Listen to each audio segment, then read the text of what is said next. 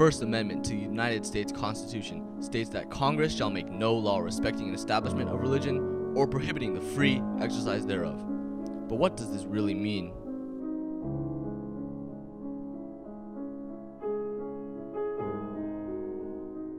Apparently, the term separation of church and state, the first use of it in this country was Thomas Jefferson writing a letter to, I don't know, John Locke or somebody, and referred to it. But the concept, I think, has probably been around for several thousand years in one form or another. The general principle is easy to say everybody should be free to have whatever religion they want. And then the devil is in the details because you get into specific issues like what this guy can teach in a school or whether or not you can have, Jesus laying in a manger, and have the manger scene at Christmas time but have it on public property. The main issue and the main intent is to build a wall between religion and what they would call secular government. It's to protect both sides. But this protection is not always a clear-cut line and often results in an unclear distinction. Whether we realize it or not, religion is all around us, on the face of a dollar bill, in the Pledge of Allegiance, and even in the President's oath to office. But is this within the bounds of separation? Yes, because the nation was founded by founding fathers who were all Christians, or who believed in a higher deity. I think it's okay. From a variety of points of view. One reason it's okay is that the founders were generic deists for the most part. They had some semblance of residual Christianity but weren't very devoted. And I don't think that's important to change. I don't think that it's good to change founding ideals. 虽然你写了这样的话 Although you use these words, it does not mean everyone believes in Christianity, because America is religiously diverse. This nation was founded by people who believed in Christianity. Every nation has its traditions, so whether you put it on money or anywhere else, it is fine. This is a tradition that has been passed down for many years.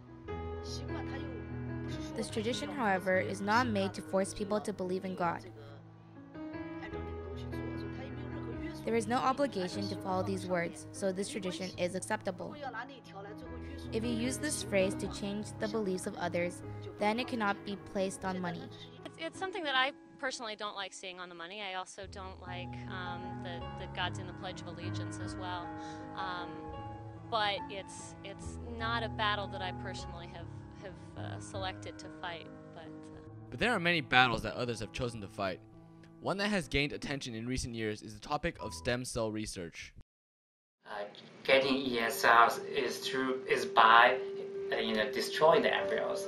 That's where the controversy is. After the clinic, there's always excessive embryos are generated for specific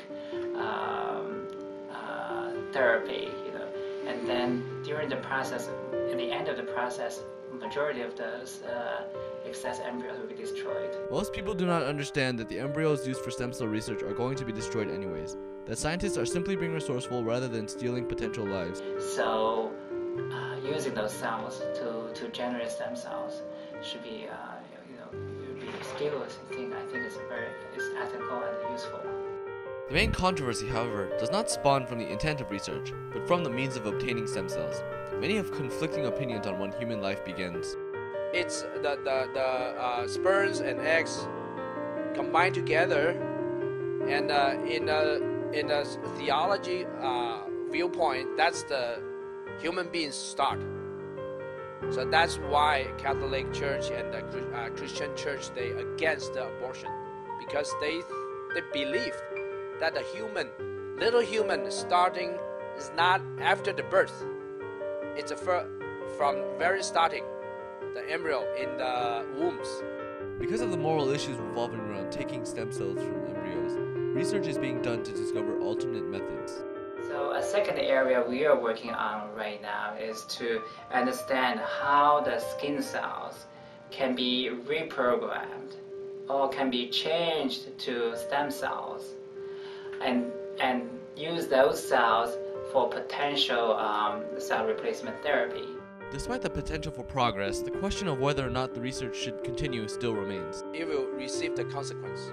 So like human beings, we discovered the atom, but finally we create the atomic bomb or weapons that destroy human beings.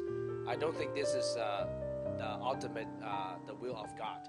The near limitless possibilities offered by stem cell research can outweigh these risks and controversies. Like 30 years ago, there's a technology called recombinant DNA, meaning that different DNA can put them together. Okay, as a recombinant DNA, that's at least at that time, it is very controversial, caused a lot of concern throughout the country, throughout the world, because we feel like this could be caused. This is very dangerous and can, can change the species. And the recombinant technology is almost, extremely important for medical research and for example, to biotechnology companies and pharmaceutical companies, and they can produce, monoclonal antibody to cure cancer, to treat Alzheimer's diseases. So those are very, very important. We know that there were concerns 30 years ago about recombinant technology, but 30 years later, now we realize how important that technology is. A poll of local high school students shows that a majority of teenagers support stem cell research and do not have any moral qualms. Of the students surveyed, 22% did not understand the concept of stem cell research, 20% thought it was unethical, and 58% thought it was ethical.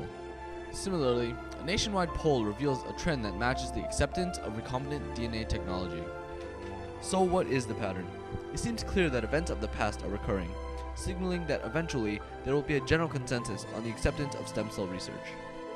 Though stem cell research is gradually gaining support, creation versus evolution in the classroom is an issue that has plagued our country throughout its history. The first time the average American would have heard about it would have been in 1925. There was something called the Scopes monkey trial. It was in Tennessee, and that was Tennessee had a state that said, hey, if you were going to teach, you had to teach divine creation. You could only teach creation as the Bible told it rather than evolution told it.